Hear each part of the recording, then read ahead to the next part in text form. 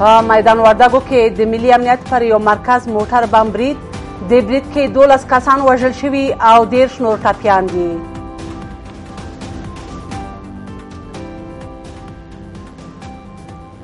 په یو امنیتي نهاد باندې لومړی موټر بم چاودنه کیږي، وروسته 2 تنه ترورستان او مهاجمین ساحې ته داخليږي. امنیتي ځواکونه ساحه کلابنده کوي، همدغه دواړه مهاجمین په نښه کوي، دوی دواړه وژني.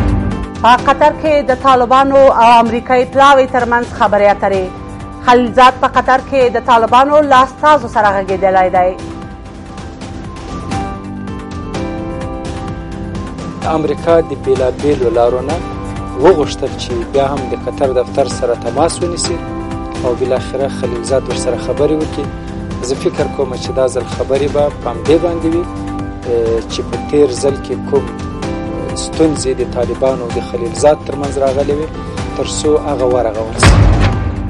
او امریکا روسیه تورنوي چې نړیوال امنیت خطر سره مخ کړی. واشنګټن وايي مسکو د خپل نوي کروز توغندي له منځه یوسي.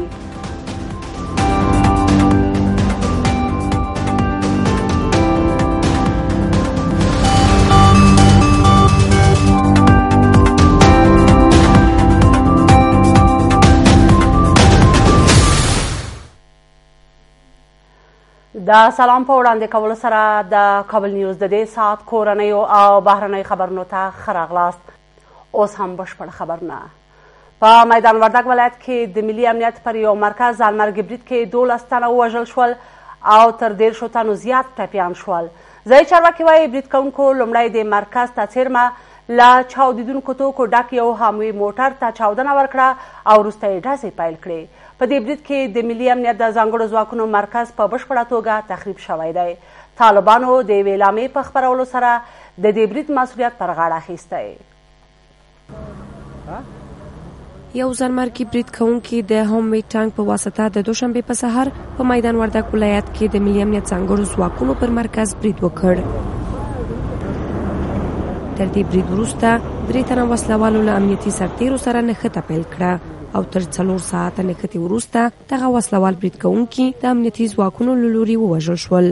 د وردګ ولایت مرکز میدان ښار په لومړی حوزه کې په یو امنیتي نهاد باندې لومړی موټر بم چاودنه کیږي، وروسته 2 تنه ترورستان او مهاجمین ساحې ته داخليږي. امنیتي ځواکونه ساحه کلابنده کوي، همدغه دواړه مهاجمین په نښه کوي، دوی دواړه وژني. د میدان وردګ ولایت ځایي چارواکي وایي چې د دې برید په پایله کې 12 تنه وژل شوي او تر 10 تنو زیات ټپیان شوي دي. په دې برید کې د ملي امنیت ځانګړو ځواکونو مرکز په بشپړه توګه تخریب شوی او د دې برید د شدت له امله د سیمې اوسیدونکو ته هم ګڼ مالي زیانونه اوښتي دي. د برید مسؤلیت وسلوالو طالبانو پر غاړه اخیستی او په یوه اعلامیه کې ویلي چې په دې برید کې د خاصې قطعې ګڼو سرتیرو ته مرګ ژوبله اړولې. ولسمشر ماڼۍ د یوې اعلامیې په خپرولو سره دغه برید غندلی او ویلي دي چې په دې برید سره د امنیتي سرتیرو روحیه نشي کمزوره کېدلی. د امریکا ځانګړي استازي زلمي خلیلزاد په قطر کې له طالب استازو سره کتلي دي. طالبانو ته نږدې کسان وایي چې په اماراتو او جده کې د طالبانو او امریکایي هیات د مذاکراتو تر لغوه کېدو وروسته امریکایان دې نتیجې ته رسېدلي چې مذاکرات له بنبست سره مخ کیږي او امریکایي هیات د طالبانو د پخلاینې لپاره له هغوی سره د قطر په دفتر کې کتلي دي. په قطر کې د طالبانو او امریکایي پلاوي ترمنځ تازه خبرې پاکستان ته د 3 امریکایي چارواکو له سفر سره هم مهاله دي. د سولې خبرو په جریان کې پر طالبانو د متحده ایالاتو مختلفو فشارونو طالبان د تاړ کړل چې له امریکا سره د خبراتو د درولو خبرداری ورکړي. طالبان وایي چې متحده ایالات پر دوی د مختلفو هیوادونو له لارې فشار راوړي او له افغانستان نه د خپلو ځواکونو د ایستلو په تړاو واضح دریځ نه لري. د دوشنبې په ورځ د امریکا مرکچی پلاوي د قطر په پلازمینه دوحه کې د طالبانو له استازو سره یو ځل بیا وکتل. طالبانو ته نږدې سرچینې وایي چې زلمي خلیلزاد د خبراترو په تړاو د طالبانو له اعلامیې وروسته د مذاکراتو د بنبست کېدو د مخنیوي په خاطر د سیمې هیوادونو ته سفرونه وکړل او له مختلفو لارو د طالبانو د قطر دفتر له استازو سره اړیکې ونیولې او د دوشنبې په ورځ ورسره خبرې اترې وکړې. که څه هم د دې ناستې جزئیات روښانه نه دي، خو ویل کېږي چې طالبانو پر خپلو پخوانیو غوښتنو یو ځل بیا ټینګار کړی.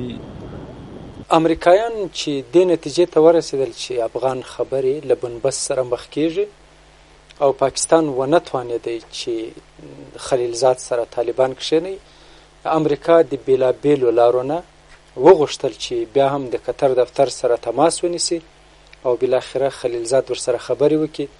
زه فکر کوم چې دا ځل خبرې به په همدې باندې وي چې په تیر ځل کې کوم ستونزې د طالبانو او د خلیلزاد ترمنځ راغلې وي تر څو هغه ورغول سي. طالب زه فکر کوم چې دا خپلې خبرې څه تشا کېږي نه او طالب په خپله خبره باندې ولاړ دی چې د امریکایانو په وتلو په باندې توافق رانیسي تر هغه وخته پورې به د مذاکراتو خبره نه وي. د سیمې هیوادونو په ځانګړې توګه پاکستان ته د زلمي خلیلزاد تر سفر وروسته د امریکا د مرکزي قمندانۍ لوی درستیز جوزف ووټل او امریکایي سناتور لینسي ګراهم هم اسلام آباد ته سفر کړی او د پاکستان له صدر اعظم عمران خان سره د نورو مسایلو ترڅنګ د افغانستان پر سولې هم خبرې کړې دي. دغه امریکایي سناتور چې له دې وړاندې ترکیې ته هم سفر کړی وایي د امریکا له ولسمشر څخه به وغواړي چې له عمران خان سره لیدکاته وکړي. I'm going to go back and talk to President Trump about my meeting with Prime Minister Khan. زه به ټرامپ ته ووایم له عمران خان سره چې څومره ژر کېدای شي ملاقات وکړي. باور لرم دغه دواړو ملاقات به ګټور وي ځکه دوی یو ډول شخصیت لري. عمران خان د بدلون هغه استازی دی چې زه یې په تمه وم. د امریکایي هیئت او طالبانو ترمنځ تر څو ځله مذاکراتو وروسته داسې تمه کېږي چې بین الافغاني مذاکراتو ته هم لار هواره شي. په کابل کې د اروپایي اتحادیې سفیر پر بین الافغاني خبرو ټینګار کوي او وایي چې اروپایي اتحادیه هیله لري چې ډېر ژر د افغان حکومت او طالبانو ترمنځ مخامخ خبرې پیل شي. له شک پرته اروپایي ټولنه غواړي د افغان سولې پروسه پرمختګ وکړي او غواړي چې تر یوې طولاني وقفې وروسته د افغانستان د حکومت او طالبانو ترمنځ مخامخ مذاکرات پیل شي. دا به غوره وي چې دواړه اړخونه له کوم ځنډ پرته ژر تر ژره بین الافغاني خبرې پیل کړي. په قطر کې د امریکایي هیئت او طالبانو ترمنځ دغه لیدکاته داسې مهال دي چې طالبانو له دې مخکې د جدې او اماراتو وروستۍ ناستې لغوه کړي او په یوه اعلامیه کې ویل چې واشنګټن په مذاکراتو کې پر اصلي اجنډا چې له افغانستان څخه د بهرنۍ ځواکونو وتل دي خبرو ته نه کیني او پر طالبانو له مختلفو لارو فشارونه واردوي. د ملي شورا غړي وایي د ملي یووالي حکومت مشران له دولتي امکاناتو نه د انتخاباتي کمپاین په توګه کار اخلي. دوی وایي چې د ټاکنو په لړ کې د ولسمشر غني او اجرایي رئیس له لوري له دولتي امتیازاتو هر ډول ګټه اخیستل د اساسي قانون خلاف ده او د ملي یووالي حکومت مشران باید نور بې مورده ګمارنې هم ونه کړي. په ورته وخت کې حقوق پوهان وایي یو شمېر دولتي چارواکي له دندو څخه له استعفا پرته د ولسمشرۍ ټاکنو د نوماندانو او د نوماندانو د مرستیالانو په توګه راڅرګند شوي دي. ولسمشرۍ ټاکنو ته د یو شمېر نوماندانو د نوملیکنې بهیر له قانون له سرغړونو سره مخ دی. اجرایي رئیس ډاکټر عبدالله پر خپل اوسني موقف ته پاتې کېدو ټینګار لري او د حنیف اتمر په ډله کې د هغه دویم مرستیال محمد محقق تر اوسه له خپلې دندې استعفا نه ده کړې. د نوماندۍ رسمي اعلان او نوملیکنې پر مهال له هغه سره په مجلس کې د کابینې یو شمېر غړو او جګپړو حکومتي چارواکو او مشاورانو ګډون کړی و. د چارو شنونکي وایي چې ولسمشر غني او اجرایي رئیس تر انتخاباتو مخکې په کابل او ولایتونو کې ګڼې داسې ګمارنې غونډې او ولایتي سفرونه وکړل چې تر ډیره یې کمپایني بڼه درلوده. د ملي شورا غړي د ملي یووالي حکومت مشرانو دې کړنې ته په اشارې وایي چې د ټاکنیز کمپاین په هدف له دولتي امتیازاتو ګټه اخیستل له اساسي قانون سره په ټکر کې دي. او زه فکر کوم دغه اوس کړنې دغه اوس امکانات نه چې دا استفاده کړي دا د اساسي قانون سره مطلق په ټکر کې دي. دا نه ده چې د افغانستان ریاست جمهوریت یا د ریاست جمهوریت معنی دغه هر چا په ولا خاصیت هر څوک حق لري. په ورته وخت کې د چارو شنونکي وایي چې یو شمېر دولتي چارواکي له دندو څخه له استعفا پرته د ولسمشرۍ ټاکنو د نوماندانو او د نوماندانو د مرستیالانو په توګه راڅرګند شوي دي. د جمهور رئیس په فرمان ټاکل شوی دی او زه فکر کوم جمهور رئیس باید دا فرمان صادر کړي چې د دغه پوسټ نه لري کی او د اخلاقی نگاه نه د خپل باید استعفا ورکړي. غیر لغه د ادامه د کار غیر مشروع غیر قانوني ده شنونکي وایي چې اجرایي رئیس او نور دولتي مامورین د ولسمشر د حکم پر اساس راغلي او د ټاکنو قانون له مخې له ولسمشر پرته هیڅ دولتي کارکوونکی چې ولسمشریزو ټاکنو ته نوماند وي نشي کولی خپلې دندې ته دوام ورکړي. داسې اټکل کیږي چې ولسمشر غني به له نوموړي نه د استعفا غوښتنه ونه کړي. اروپایي ټولنې په عدلي او قضایي ادارو کې د اصلاحاتو په هدف د 10 میلیونه یورو مرستې ژمنه وکړه. په افغانستان کې د اروپایي اتحادیې سفیر وایي په عدلي ادارو کې د اصلاحاتو په هدف 10 شاخصونه په نظر کې لري او که دغه اهداف ترلاسه شي د افغانستان له عدلي او قضایي ادارو به بشپړ ملاتړ وکړي. په ورته وخت کې لویه څارنوالي وایي چې په دې اداره کې اصلاحاتو ته ژمن دي او هڅه کوي دغه 3 کلن پروګرام په سمه توګه عملي کړي. اروپایي ټولنه وایي چې د افغانستان په عدلي او قضایي ادارو کې د اصلاحاتو رامنځته کېدو په هدف 10 میلیونه یورو مرسته کوي. په افغانستان کې د اروپایي ټولنې سفیر وایي چې د افغانستان په عدلي او قضایي ادارو کې د اصلاحاتو راوستو په موخه 3 کلن پروګرام لري او د افغانستان عدلي ادارو او په ځانګړې توګه لوی څارنوالۍ ته مشخص وړاندیزونه کړي دي. اروپایي ټولنه د افغانستان له عدلي او قضایي سکتور سره خپل مرستې په دې ادارو کې په اصلاحاتو پورې مشروطې بولي. اروپایي اتحادیه نن دا پروژه چې مجموعي ارزښت 10 میلیونه یورو کېږي وړاندې کوي. اول موږ د لوی څارنوالۍ دفتر ته ځو، وروسته به بشري منابعو ته ولاړ شو. موږ به خپل 10 مشخص وړاندیزونه ورته وکړو او که هغوی دغه کلیدي اهداف تطبیق کړل بودیجه به ترلاسه کړي. په ورته وخت کې د افغانستان لوی څارنوالي وایي چې د اروپایي اتحادیې له لوري په عدلي او قضایي ادارو کې د اصلاحاتو په هدف 12 موارد پیشنهادونه شوي او دوی د دې وړاندیزونو تطبیق ته ژمن دي. که ما 13 نوع تعهد یا بنچمارک یا سفارشی که اتحادیه محترم اروپا داشتند ما برای 3 سال آینده ما متحد برای رعایت و تطبیق سفارشات هستیم که هم در بخش اصلاحات در بخش منابع بشری، تساوی جندر، اصلاحات در بخش بازنگری قوانین است، اصلاحات در بخش زیرساخت‌ها و زیربناها و تجهیزات است و همچنان اصلاحات در بخش گزینش‌ها، اصلاحات در بخش تعیینات و پروسیجرهای دیگری است. همکاری هر یک از همکاران بین المللی در جهت بارور شدن اجرات څارنوالي بی نهایت مهم و ارزنده بوده و در اینکه همو برنامه 3 ساله تشویقی اتحادیه اروپا و ارائه مشاخص‌هایی که داشتن ما را در جهت آوردن تغییرات بیشتر و همچنین اصلاحات مثبت بیشتر و توانمند ساختن اداره بی نهایت کمک میکنه. دا په داس حال کې د چې تر دې مهاله لوی څارنوالۍ د سترو جرمونو یوه قضیه هم نه ده څېړلې او د افغانستان په عدلي او قضایي ادارو کې د پراخ فساد په تړاو لا هم اندېښنې موجودې دي. ولسمشر غني د کورنۍ چارو وزارت چارې په موقت ډول حمدالله محب ته وسپارلې.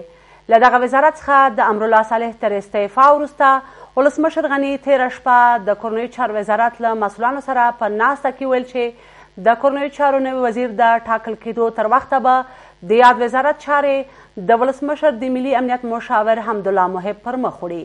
ویل کېږي ولسمشر غني د کورنۍ چارو وزارت لپاره ځینې کسان په پام کې نیولي خو اجرایه رئیس په سفر بوخت دی او د نوي وزیر د معرفي کېدو مسله یې دغه تر راتګ پورې ځنډولې ده. د ولسمشر غني په انتخاباتي ټیکټ کې د لومړي مرستیال په توګه د امرالله صالح له ورتګ سره د کورنیو چارو وزارت د رهبرۍ له تشې سره مخ شوی دی. که څه هم په لومړیو کې داسې راپورټونه ورکړل شول چې ولسمشر غني یاسین زیا د دې وزارت سرپرست ټاکلی، خو د عبدالله له مخالفت وروسته له دې پرېکړې په شا شوی دی. ولسمشر غني تېره ورځ ناوخته د کورنیو چارو وزارت له مسؤلانو سره په ناسته کې وویل چې د نوي وزیر تر ټاکل کېدو پورې به د دې وزارت چارې د ملي امنیت سلاکار حمدالله محب پر مخ وړي. روند اجماعی مدیریتی در وزارت محترم داخله دوام میده. این روند به عقب نمیره. کلتان با صلاحیت و مسئولیت واضح کار کنید و از خاطری که وقفه نبه ما از جناب محب صاحب خواهش کردیم که امور وزارت داخله را تا تعیین وزیر جدیدتان انجام بده. کارهایی که ضرورت به هدایت داشته باشه جناب محب صاحب مسئولیتش به عهده خواهد گرفت.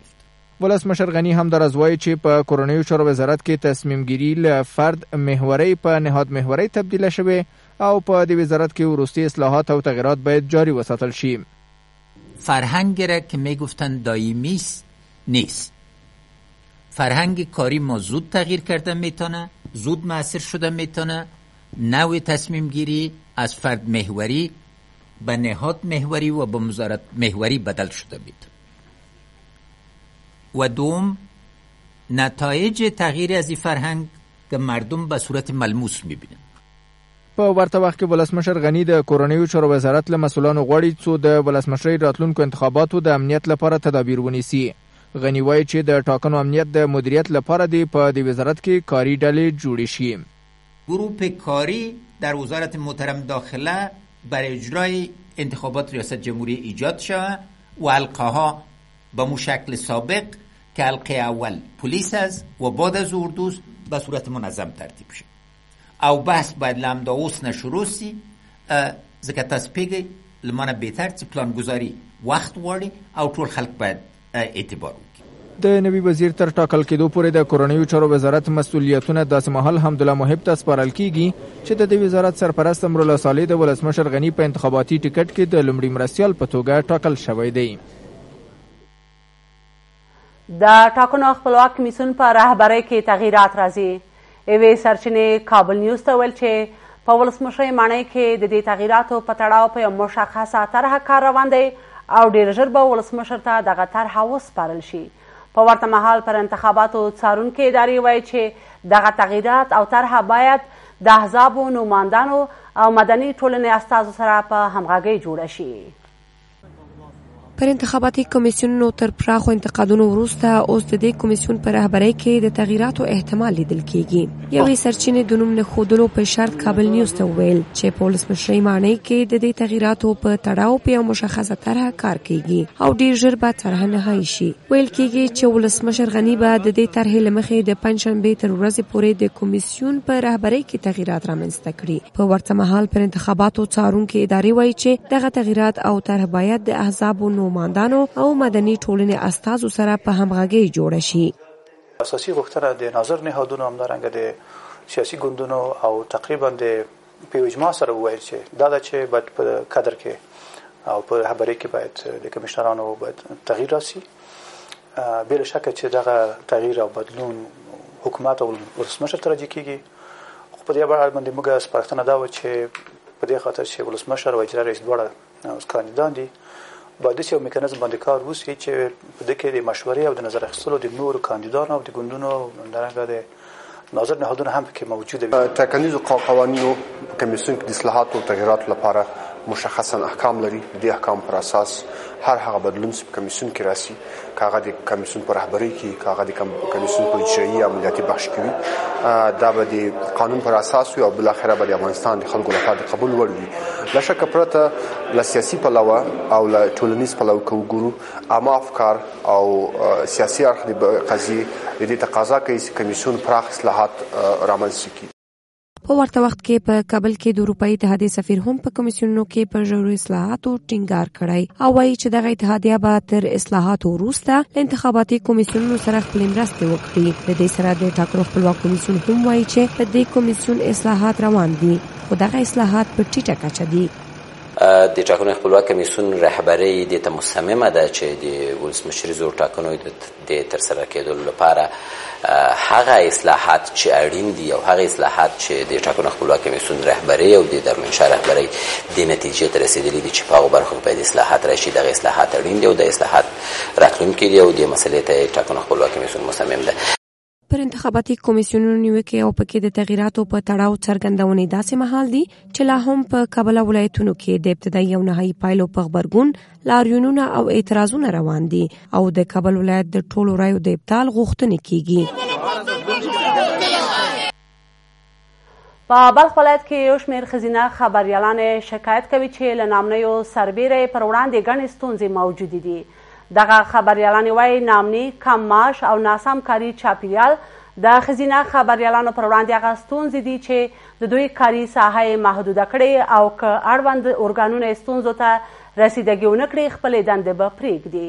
د بلخ د اطلاعاتو او فرهنګ ریاست او د خبریالانو مدافع بنسټونه د ښځینه خبریالانو پر وړاندې ستونزې تاییدوي، خو وایي چې د حل په هدف کار روان دی. په بلخ ولایت کې ښځینه خبریالانې له جدي ستونزو سره مخ دي او حتی دې ته مجبوره شوي څو خپل رسنیز کارونه پرېږدي. ښځینه خبریالانې او د رسنیو کارکوونکې چې د دغه ولایت د اطلاعات او فرهنګ ریاست لخوا د ښځینه خبریالانو د ستونزو اورېدو او حل لارو موندلو په تړاو جوړې شوې ناستې ته خبرې کولې، ویل ناامني، کم معاش او ناسم کاري چاپیریال د کار پر وړاندې لوی ستونزې دي. دوی خبرداری ورکوي که ستونزو ته رسیدگی ونشي خپلې دندې به پرېږدي. به عنوان خبرنگار در بلخ با مشکلات زیادی مواجه هستیم که نبود امنیت است و کم بودن معاش خبرنگار، بخصوص به عنوان خبرنگار است که همیشه صدا بلند کردیم اما حکومت وحدت ملی تا هنوز رسیدگی نکرده. په ورته مهال د رسنیو خبریالانو مدافع بنسټونه هم د ښځینه خبریالانو ستونزې تاییدوي او وایي چې د حل په اړه کار روان دی.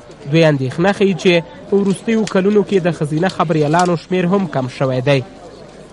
شما خود همگیتان میدونین که افغانستان یکی از خطرناکترین کشور برای اطلاع رسانی است و این خودش دل و گرده میخواه، جرأت میخواه، شجاعت میخواه که یک بانوی خبرنگار در چنین کشور بیای فعالیت خبرنگاری انجام بده. به نظر من مشکلات بانوان خبرنگار ناامنی است که بیشتر ذکر شد و از همه بیشتر ناامنی و همچنان دیدگاه سنتی که واقعا بعضی از بانوان سرکوب کرده نتونسته که بیاین در عرصه اطلاع رسانی کار و فعالیت کنند. په همدې حال کې د بلخ د اطلاعات او کلتور ریاست وایي چې په دغه کنفرانس کې به په 2 مرحلو خبرې کیږي چې لومړی مرحله کې د ستونزو را برسېره کول او دویم ګام کې به ستونزو ته د حل لار موندل وي. برای حفاظت از این دولت تعهد سپرده و که یکی از این دستاوردها خود هم کار رسانه‌ای است، یعنی مطبوعات آزاد و آزادی بیان و آزادی مطبوعات و در پهلوش آزادی‌هایی که برای زنها در قسمت تساوی حقوق و جندر برشان داده شده. این دستاوردها همچنان حفظ خواهد شد و هیچ گونه نگرانی از این ناحیه وجود نخواهد داشت. په بلخ ولایت کې له ناامنیو او نورو ستونزو څخه د ښځینه خبریالانو شکایتونه داسې مهال دي چې د بې پولې خبریالانو د نړیوالې ادارې د راپور له مخې 2013 کال د خبریالانو لپاره تر ټولو خونړی کال بلل شوی دی. بهرني خبرونه به تر لږ ځنډ وروسته وړاندې شي. له موږ سره اوسئ.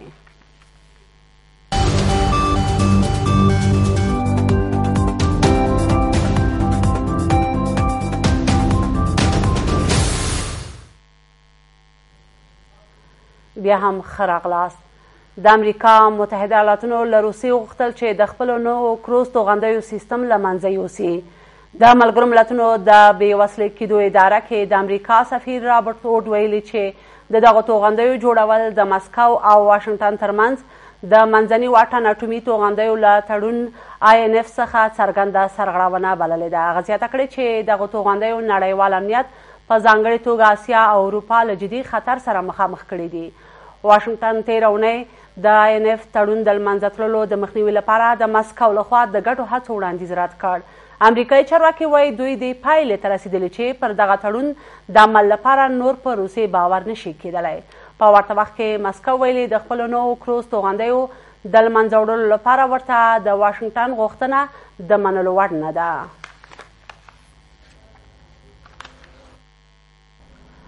د بریټانیا حکومت د اروپایي ټولنې لخوا د روسیې په پوځي استخباراتي ادارې نوي بندیزونه وستایل. لندن ویلي چې دا بندیزونه به مرسته وکړي چې ماسکو تر دې وروسته په اروپایي هیوادونو کې د بې مسؤلیت او بې باکانه ګامونو په اخیستلو کې محتاط اوسي. بلخوا کرملن ماڼۍ بیا د اروپایي ټولنې دا بندیزونه غندلي او هغه یې بې اغېزه بللي دي.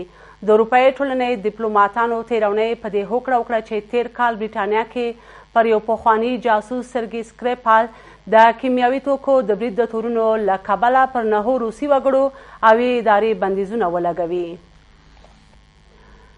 جرمني د ایران د یو هوایي شرکت د الوتنو جواز لغوه کړی دی. د جرمني فدرال ادارې ادعا کړې چې ګنې د ماهان په نوم دا شرکت سوریې او د منځني ختیځ په نورو هیوادونو کې د جګړې سیمو ته وسلې او جنګیالي لیږدوي.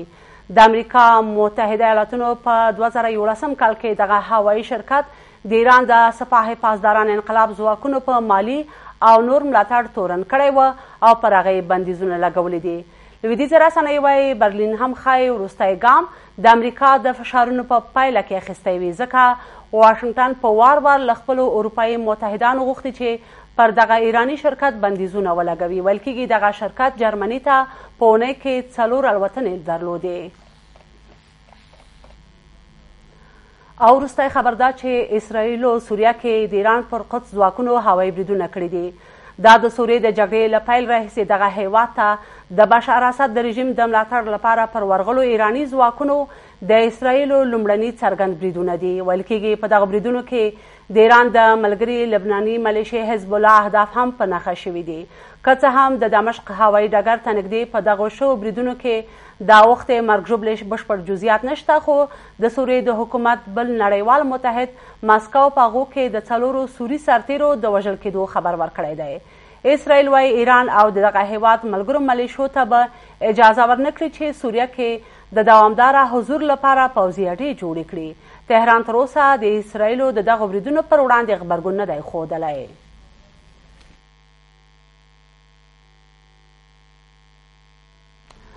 ګران لیدونکو د دې ساعت خبرونه پای ته ورسېدل. له ملتیا مو مننه. تر بیا مو الله مل شه.